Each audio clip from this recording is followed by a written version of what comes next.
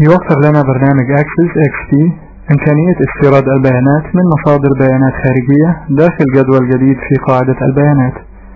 كما يسمح لنا البرنامج أيضا باستيراد بعض عناصر قاعدة البيانات الأخرى غير الجداول مثل النماذج Forms والتقارير Reports. كما يمكن عمل ارتباط لينك بالبيانات من المصادر الخارجية بدون استيرادها إلى قاعدة البيانات، والاستيراد جدول من قاعدة بيانات أخرى إلى قاعدة البيانات الحالية. نفتح القائمة المسجلة فايل ونختار Import من القائمة الفرعية Get External Data، أو نضغط مفتاح الماوس الأيمن في أي موضع خالي داخل النافذة Database ونختار Import من القائمة المختصرة، أو نضغط على مفتاح New من الشريط العلوي للنافذة Database ونختار Import Table ثم نضغط OK.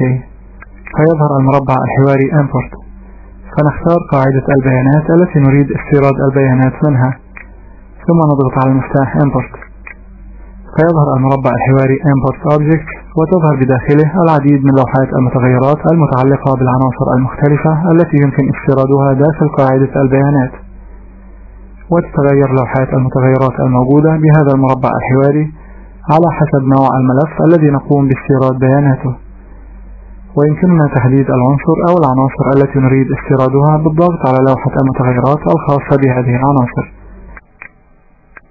كما يمكننا تحديد خيارات استيراد البيانات، وذلك بالضغط على مفتاح Options، فتظهر خيارات استيراد البيانات في الجزء السفلي من المربع الحواري. فمن الجزء Import Tables يمكننا تحديد البيانات التي سيتم استيرادها، فباختيار Definition Only يتم استيراد تعريف الجدول فقط، أما عند اختيار Definition and Data فيتم استيراد كل من تعريف وبيانات الجدول. ومن الجزء Import Queries يمكننا استيراد بيانات الاستعلامات كجداول باختيار As Tables أو كاستعلامات باختيار As Queries. ومن الجزء Import يمكننا استيراد العلاقات بين الجداول والاستعلامات الموجودة بين الجداول أو الاستعلامات التي نقوم باستيرادها، وذلك باختيار Relationships.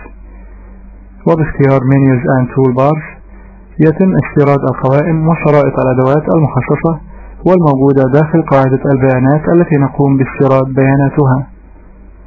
وباختيار Import and Export Specs يتم استيراد مواصفات استيراد وتصدير البيانات المخزنة داخل الملف الذي نقوم باستيراد بياناته.